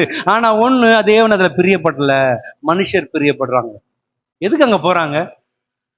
ஹை, சூப்பரா இருக்குதுப்பா சினிமா, ஏஆர் ரஹ்மான் வாசிக்கிறாரு, இங்க இவர் வாசிக்கிறார், சூப்பரா இருக்குது, அவரு இங்க பாடுறாரு, இவர் இங்க பாடுறாரு, அப்படிதான் போய் ரசிக்கிறோம் நம்ம. அத தேவன் பிரியமா இருக்கிறாரா? இல்லையே. தேவன் எதுல பிரியமா இருக்கிறார்? என்னுடைய ஆலயத்துக்கு வந்து போங்கிறீங்க, ஆனா என்னுடைய பிரகாரத்துல தரை தேய்ந்து போய் ஆலயத்துல தேய்ந்துதான் மிச்சம், இப்படி வீணாக வந்து போங்கள் என்று நான் சொன்னேனா? சபைக்கு வாரம் வாரம் வர்றீங்க, உங்க கால்பட்டு தரைதான் தேய்ந்தது மிச்சம். நம்முடைய காலுக்கு என்ன பவர் இருக்குது பாத்தீங்களா? காலுக்கு என்ன பவர் இருக்குது பாத்தீங்களா? இந்த காலை எடுத்துட்டு நடந்து போய் சுவிசேஷம் சொல்ல சொன்னாரு. சொல்றீங்க, கேட்கல. என்னத்தமா சொன்னாரு? உன் காலில் தூசியை தட்டிட்டு வந்துருன்னு சொன்னாரு. அதே சொல்றாரு, உன்னுடைய பாதங்கள், சுவிசேஷ பாதங்கள் எவ்வளவு அழகா இருக்குது சொன்னாரா இல்லையா? ஆமென். அப்போ நம்ம புல்லுள்ள ஒரு புல்லு வச்சுங்களேன், ஒரு புல்லுலாம் நல்லா வளர்ந்துருக்குது ஒரு காடுலையோ அல்லது எங்கேயோ.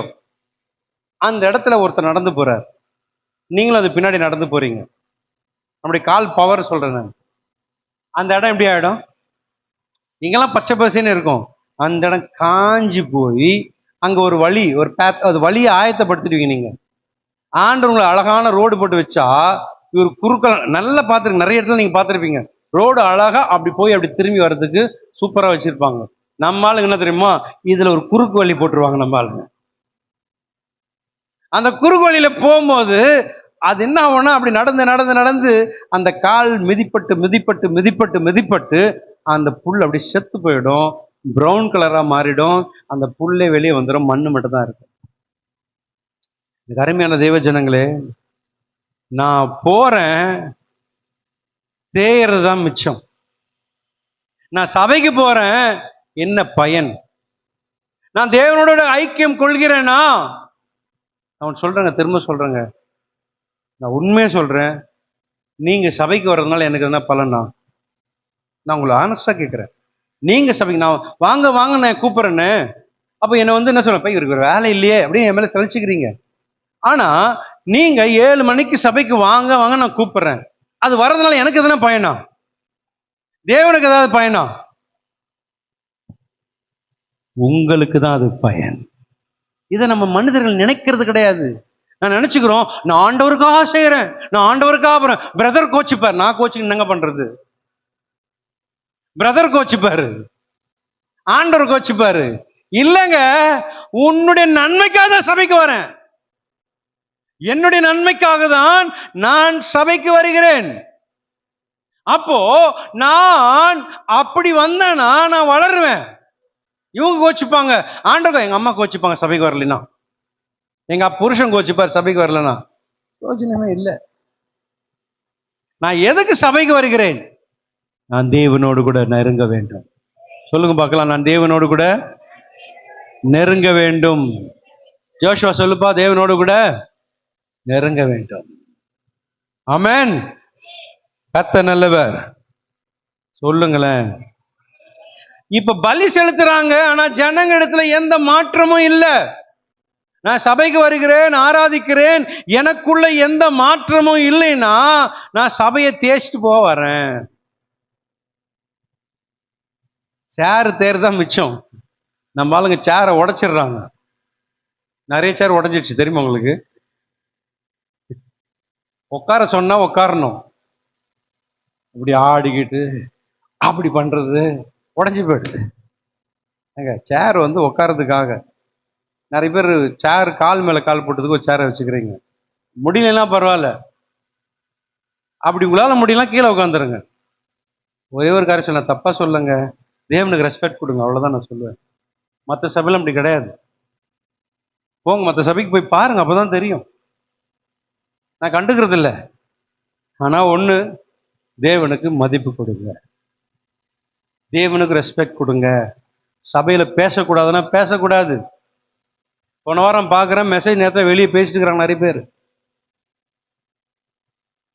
எப்படிங்க கர்த்தருடைய பயம் இல்லாம இருக்கிறீங்க? வாலிப பசங்க வளவளவலன்னு பேசுறாங்க சபையில. கர்த்தருடைய பயம் வேணும். 10 முறை நடந்து போறீங்க, ஒரு 2 மணி நேரம் 1 மணி நேரம் தேவனோடு கூட உட்கார முடியாதா? உங்களுக்கு கடினமா தான் இருக்கும்.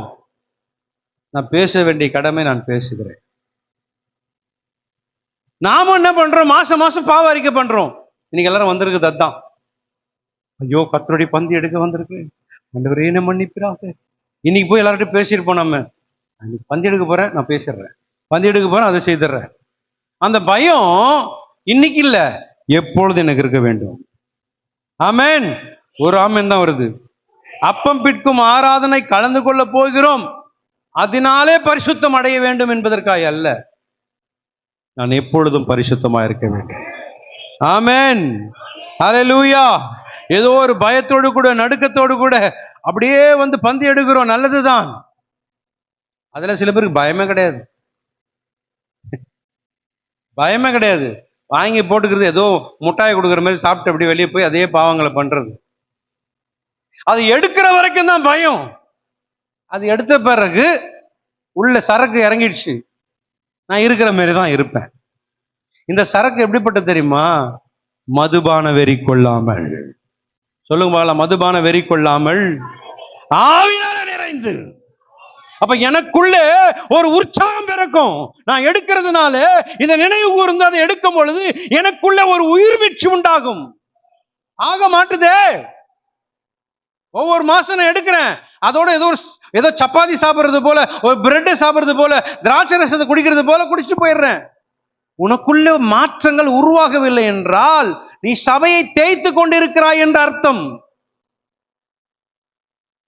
அருமையான சகோதரி, என்ன பிரதர் இப்படி கேள்வி பண்றீங்க? இனிமே நான் சேர்ல உட்கார மாட்டேன், கீழே உட்காந்துக்கிறேன்.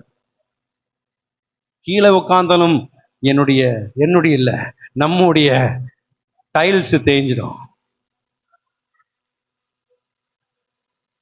எப்படிதான் உட்காருதா? மனம் திரும்புங்கள்.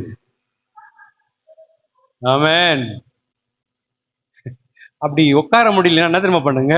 காலில் ஒரு ஆட்டு மாதிரி கெட்டுன்னு வந்துடும், ஒரு குச்சி மாதிரி நீட்டா அதை கெட்டுன்னு வந்து அப்படி நில்லுங்க சபையில. சொல்றது புரியலையா?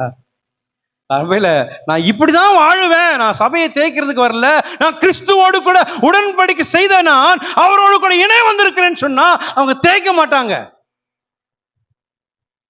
அல்லேலூயா. புரிஞ்சவங்க மாத்திரம் அல்லேலூயா சொல்லுங்க. ஆமென். நான் பயபக்தியோடு இருக்கிறேன்னா ஆபீஸ்ல ரிப்போர்ட் எழுதும் போது கரெக்டா எழுதுவேன். ஆபீஸ்ல கணக்கு எழுதும் பொழுது கரெக்டா எழுதணும். ஸ்கூல்ல, உங்க வீட்டுல கரெக்டா எழுதணும். உங்க கையில ஒரு பொறுப்பு கொடுத்துருக்குறாங்க தம்பிங்களா, கையில ஒரு பொறுப்பு ஆண்டவர் கொடுத்துருக்காரு. இதை நீங்க தான் ஹேண்டில் பண்ணுன்னு சொன்னா அதுல நீங்க 5 பைசா கூட எடுக்கக்கூடாது. ஆமென். ஆமென் சொல்லுங்களேன். உங்க வேலையில உங்ககிட்ட பொறுப்பாக இந்த மகள், இவங்க கிறிஸ்தவங்க, இவங்க கிட்ட கொடுத்தா கரெக்டா இருப்பான்னு கொடுத்தா அதை நீங்க வீட்டு குழம்புக்கு வச்சிருந்தா காலி. வீட்டுக்கு எடுத்துக்கலாம், அப்புறமா போட்டுக்கலாம். நல்லா கவனிக்கணுங்க. கொஞ்சத்துல உண்மை உள்ளவனதான். ஏன் என்ன ப்ரொமோஷன் கிடைக்கல, ஏன் நான் இப்படி இருக்கிறேன்னா இதுதான் காரணம். ஒருவேளை நீங்க உண்மையா இருக்கலாம், வெயிட் பண்ணுங்க, ஆண்டவர்களை உயர்த்துவா. ஆமென். அப்ப நான் ரிப்போர்ட் எழுதுறதுலயும் மற்ற காரியங்களிலும் நான் சரியாக இருக்க வேண்டும். ஒரே ஒரு ஆமென் தான் வருது. ஒன்று சொல்லட்டுங்களாங்க, உண்மையா இருந்து பாருங்க. உங்க அப்பாவுக்கு உண்மையா இருந்து பாருங்க. உங்க அப்பா பாக்கெட்ல இருந்து, பர்ஸ்ல இருந்து, மனைவிகளே உங்க புருஷன் பர்ஸ்ல இருந்து திருடாதீர்கள்.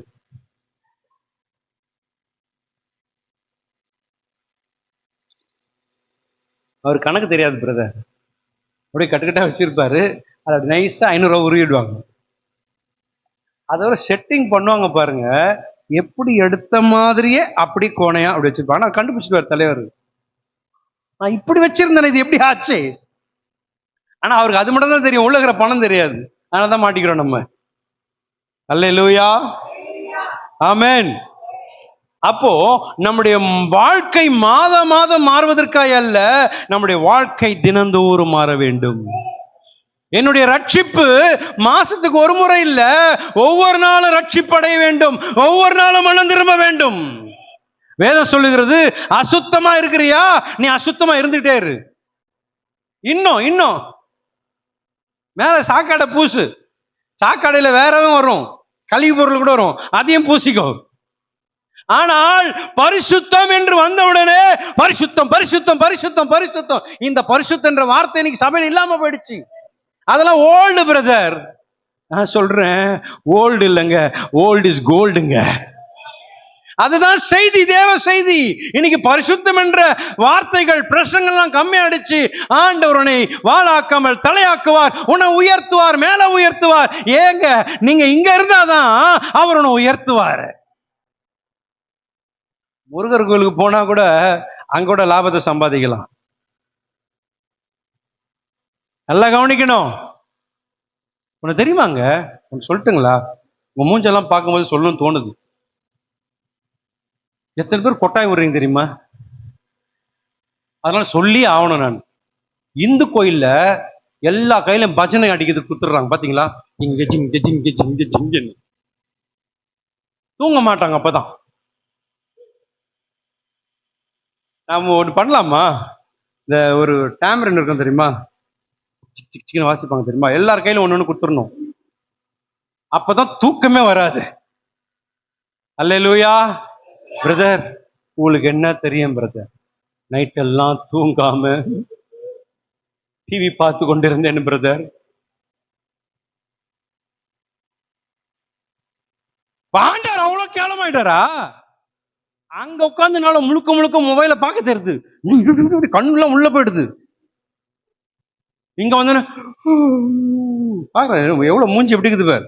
சில மூஞ்செல்லாம் போட்டோ எடுத்து காட்டுறேன், அடுத்த வாரம் உங்களுக்கு தனியா அனுப்பி வைக்கிறேன். எப்படிங்க தூக்கம் வருது? கர்த்தர் நல்லவர்.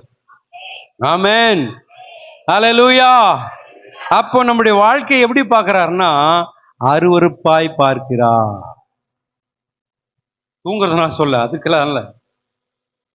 எதற்கென்றால் நான் தேவனை ஆராதிப்பேன், எல்லாமே செய்வேன், என் வாழ்க்கை மாத்திரம் மாறாம இருந்தால் தேவன் அருவருக்கிறார். தேவன் நம்மை அருவருப்பாக பார்க்கிறார். நம்மை நாமே கொஞ்சம் சிந்திச்சு பார்ப்போம். நமது பலியின் வாழ்க்கையினாலே தேவனுக்கு என்ன லாபம்? நான் தேவனை ஆராதிப்பதினாலே, தேவனுக்கு கொடுப்பதினாலே, தேவனுக்கு நான் ஊழியம் செய்வதனால என்ன லாபம்? பிரதர் சொல்லிட்டீங்களே பிரதர், இனிமே நான் ஊழியத்துக்கே வரமாட்டேன் பிரதர். நம்ம ஆளுங்க அது காத்துட்டு இருப்பாங்க ஏதாவது ஒரு வார்த்தைக்கு.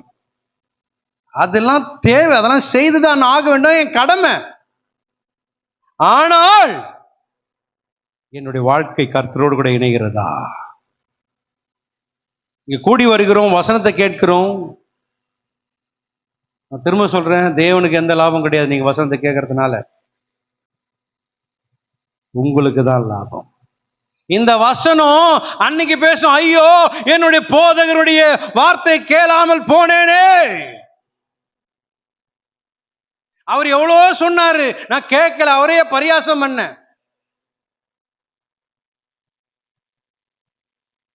எல்லாம் நம்ம இந்த மாசம் 24 போலான்னு சொல்லி பிளான் பண்ணோம்.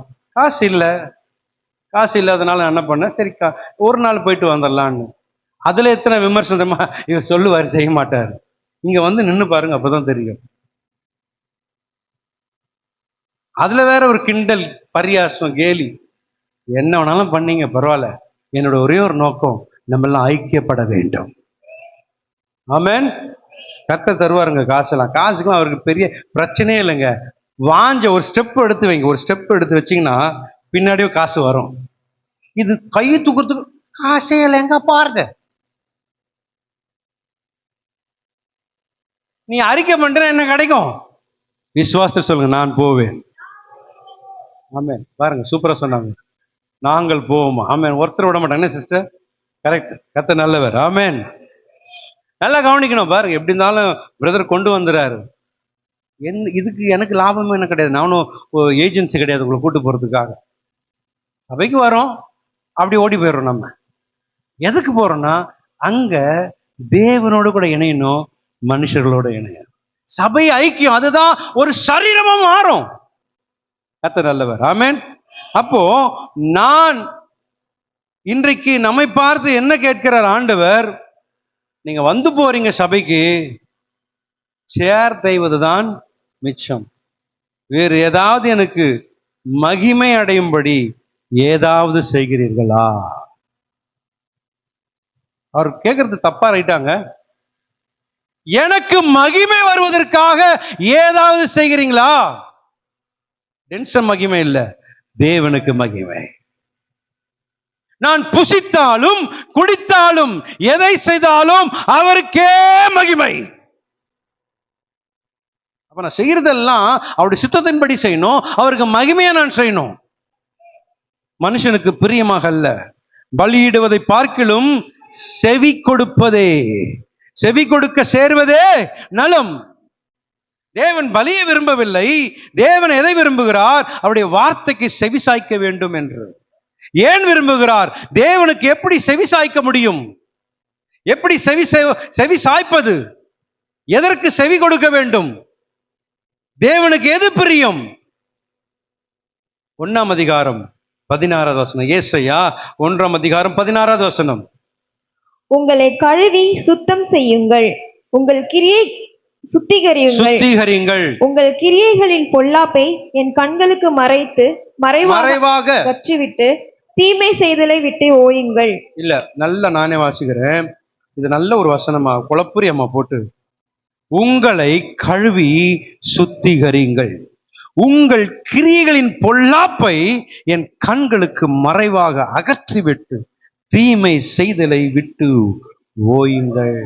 ரெஸ்ட் எடுங்கன்ற. அந்த ரெஸ்ட்னா என்ன? ஐ ஆம் ஹாப்பி டுடே. நான் எல்லாத்தையும் விட்டுட்டேன். எனக்கு பரமபிதா ஒரு சந்தோஷமான நிறைவான பரிசுத்தாவினுடைய நிறைவு எனக்குள்ள வந்தபடினால I am happy today. Amen. Rejoice in the Lord always. கர்த்தருக்குள் எப்பொழுதும் சந்தோஷமா இருங்கள். அந்த சந்தோஷம் எப்போ வரும்னா, என்னை கழுவி சுத்திகரிக்க வேண்டும். சொல்லுங்க பார்க்கலாம். என்னை கழுவி சுத்திகரிக்க வேண்டும். பலி எல்லாம் ஓகே, நீ பலி செலுத்துவதெல்லாம் ஓகே, நீ காலை அடிக்கிற, மாட்டை அடிக்கிற, புறாவை அடிக்கிற, ஆட்டுக்குடாவை அடிக்கிற, எல்லாம் ஓகே. ஆனால் உன்னை கழுவி அதை கழுவுற, அதை பலி செலுத்துற, உன்னை பலி செலுத்துறையா? இன்னைக்கு எப்படி தெரியுமா இருக்கிறோம்? அவங்க இஸ்ரவேல் ஜனங்கள் ஆடுகளை வாங்கி மாடுகளை வந்து பலி செய்துட்டு ஐயா பலி செலுத்திட்டு போயிடுறாங்க. இன்னைக்கு நம்ம என்ன தெரியுமா பண்றோம்? ஆராதனை செய்துட்டா போதும் போல அப்படியே போயிடுறோம். அந்த ஆராதனை யாருக்கு வேணுங்க நீங்க ஆராதிக்கிறது? ரோமர் 12:1 என்ன சொல்லப்பட்டிருக்கு? என்ன உண்மையான ஆராதனை? உன் சரீரத்தை, உன்னுடைய அவயங்களை அவருக்கு ஜீவ பலியாய் ஒப்பு கொடுப்பு தான் புத்தி உள்ள ஆராதனை. உன்னை உதட்டின் அளவில் ஐயா சோத்திரம் வாழ்க வாழ்கன்னு சொல்லிட்டு போறதுக்காக அவங்களும் பண்றாங்க. அவங்களும் காயத்ரி மந்திரம் சொல்றாங்க. நானும் இங்க வந்து 100 வசனங்களை அறிக்கை பண்ணாலும் பிரயோஜனம் இல்லை. நான் என்ன சொல்லணும்? என்னை ஜீவ பலியாய் ஒப்பு கொடுக்க வேண்டும். என் வாய் இங்க துதிக்கிறது, வெளியே போய் கேவலமா பேசுது. என் வாய் இங்க துதிக்குது, மனுஷர்களை குறைவா பேசுறது. என் வாய் இங்க துதிக்குது, நான் பக்கத்துல இருக்கிற என் சகோதரி, பக்கத்துல இருக்கிற என் சகோதரன், சபையில் இருக்கிறவர்களை நான் குறைவா பேசுறேன். எனக்கு இதெல்லாம் அருவருப்பா இருக்குதுன்னு சொல்றாரு. எப்படிங்க நம்ம இருக்கிறோம்? இதே வாயில துதிக்கிறோம், இதே வாயில உன் சகோதரனை சகோதரிய சபிக்கிறோம். ஒரே வாயிலிருந்து 2 ஊற்று தண்ணி புறப்பட்டு போகாதுங்க. ஒன்னு தித்திப்பா இருக்கணும், ஒன்னு கசப்பா இருக்கணும். ஒன்னு வாழ்ந்தா இப்படி, இல்லைன்னா இல்ல. எப்படி தெரியுமா இருக்கிறோம்? இங்க ஒரு காலு, இங்க ஒரு காலு. நான் இப்படியும் வாழுவேன், அப்படியும் வாழ்வேன்னு சொன்னா இந்துக்களும் அப்படி வாழ்கிறார்கள், முகமதியர்களும் அப்படிதான் வாழ்றாங்க. நான் கிறிஸ்துவின் ரத்தத்தினாலே கழுவப்பட்டவன். சொல்லுங்க பார்க்கலாம். நான் கிறிஸ்துவின் ரத்தத்தினாலே கழுவப்பட்டவள். அப்ப நான் எப்படி இருக்கணும்? நான் எப்படி மாறணும்? கர்த்தர் நம்மை நேசிக்கிறார். அல்லேலூயா. ஏசாயா 1:17. இது 3வது காரியங்களை நான் படிக்கலாம். நாம பலியிடுவதை பார்க்கிலும் செவி கொடுக்க சேர்வதே நலம் என்று நாம் பார்த்தோம். இது 3வது காரியம். நன்மை செய்யும் படியுங்கள், நியாயத்தை தேடுங்கள், ஒடுக்கப்பட்டவனை ஆதரித்து திக்கற்ற பிள்ளைகளின் நியாயத்தையும் விதவையின் வழக்கையும் விசாரியுங்கள். என்னவா? நன்மை செய்ய சொல்லுங்க. நன்மை செய்ய, நன்மை செய்ய, நன்மை செய்ய, நன்மை செய்ய. ஏன் சொல்றோம்னா இது ரொம்ப முக்கியம். நம்ம எல்லாம் கேட்டோம்ல, அதை விட ரொம்ப ரொம்ப முக்கியம். நன்மை செய்ய படியுங்கள். அதை படிச்சாதான் நான் நன்மை செய்வேன். நியாயத்தை தேடுங்கள், ஒடுக்கப்பட்டவனை ஆதரித்து திக்கற்ற பிள்ளைகளின் நியாயத்தையும் விதவின் வாழ்க்கையும் விசாரியுங்கள். ஆம் பிரியமானவர்களே, இவைகள் மிக முக்கியம். நம்முடைய வாழ்க்கையில ஒவ்வொரு நாளும் சுத்திகரிப்பு முக்கியமானதுதான். அதே வேளையில நான் மற்றவர்களுக்கு நன்மை செய்ய வேண்டும்.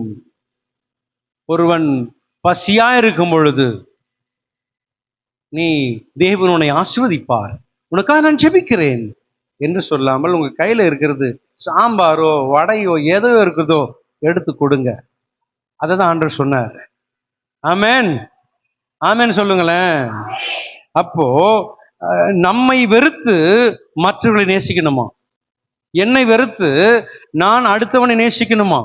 அப்ப எந்த அளவுக்கு நம்மளை ஆவிக்குரிய வளர்ச்சி நமக்குள்ள இருக்கணும்னா, இன்னைக்கு நான் என்னையே தான் நேசிக்கிறேன், மற்றவர்களை நேசிக்க முடியலன்னா நான் இன்னும் தேவனை பிரியப்படுத்தவில்லை. நான் நன்மை செய்யக்கூடியவனாய் இருக்கிறேன்னா, என்கிட்ட காசு இருக்குதுங்க, என்கிட்ட காசு இருக்குது, சும்மா தான் இருக்குது, ஒருத்தவங்க கேட்குறாங்க, கொடு. அதுவும் அள்ளி கொடுத்துடாதீங்க, உங்களால் முடிந்த அளவுக்கு. கடன் வாங்கி கொடுக்காதீங்க, உங்களுடைய தேவைக்கு அப்பாற்பட்டதை கொடுக்காதீங்க. முதல்ல உங்களுடைய தேவைகள் தேவை. இந்த பிள்ளைகளுக்கு ஃபீஸ் கட்டணும், உங்களுடைய தேவைகள் வாங்கணும், ப்ரொவிஷன் வாங்கணும், எல்லாம் ஓகே. மீதம் உள்ளதை கொடுங்கள், கர்த்தர் ஆஸ்வதிப்பா. இது தப்பா சொல்லி கொடுப்பாங்க, உங்களுக்கு இல்லைன்னா கூட கொடுத்துருங்கன்னு வாங்க. இல்லை, அது தவறான ஒரு போதகம். உங்களுக்கு இருக்குது நீங்க தேவை. ஏன்னா உங்களை நம்பி பிள்ளைகள் இருக்கிறாங்க, உங்களை நம்பி எல்லாருமே இருக்கிறாங்க.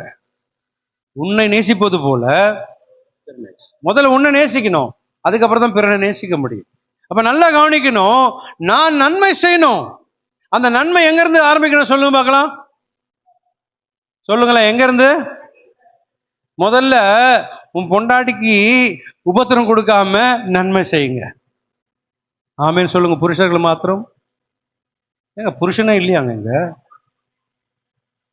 புருஷர்கள் மாத்திரம் ஆமேன்னு சொல்லுங்க பார்க்கலாம். ஆமேன். என்ன பிரதர் ஸ்டீபன் பிரதர், அந்த ஸ்டீபன் இங்க, இந்த ஸ்டீபன் பிரதர் சொல்லுங்க பார்க்கலாம். மனைவிக்கு என்னங்க இதெல்லாம் வாயிலே வராத. மனைவிக்கு எப்பா என்னப்பா அப்படி சிரிச்சுட்டே இருக்கிற, சொல்லுப்பா. மனைவிக்கு உபத்திரம் கொடுக்காம மைக் வச்சு வாயில வச்சிருவாங்க. நன்மை செய்யுங்கள். எப்படி நன்மை செய்யறது? எப்படி நன்மை செய்யறது? எப்படி நன்மை செய்யறது? அவங்க சமைச்சு கொடுக்குறாங்க, அதுல எதுவும் தப்பா எதுவும் பண்ணிட்டாங்க வச்சுங்களேன், பாவம். ஆனாலும் உங்ககிட்ட கேட்கும் போது புருஷராகிய, ஏய் சனி நான் மூஞ்ச பாரு, அள்ளி போட்டுக்கிறப்ப, இது போய் உங்க அப்பா நான் தின்னுவான், நானா தின்னுவேன். நம்ம நன்மை செய்வது எப்படின்னா, அவளை நேசிக்கிறதா நன்மை செய்யும். அல்லேலூயா, ஆமென். அதே இப்படி வாங்க. புருஷனுக்கு நன்மை செய்யணும். அவர் பாவம் கஷ்டப்பட்டு வேலையிலேருந்து வராரு, வந்ததுன்னு இல்லாம இத்தனை கேள்வி வச்சிருப்பாங்க, நிறைய கேள்வி. வந்து நுழை கூட இல்லை, அவ்வளோ கேள்வி கேட்டான்னா, இந்த வீட்டுக்கு வரதோட எங்கன்னா போயிடலான்னு போயிடுவார். அப்படியே நன்மை என்ன தெரியுமாங்க? மற்றவங்களுக்கு உபத்திரம் கொடுக்காம இருப்பதே நன்மை. ஆமென். உங்க பிள்ளைகளை கோபப்படுத்தாதீர்கள். பெற்றோர்களே, பசங்களை எவ்வளவு சந்தோஷத்தை பார்த்தீங்களா? தூங்குறோம், எந்திரிச்சிட்டான், அப்படியே பார்க்கறான்.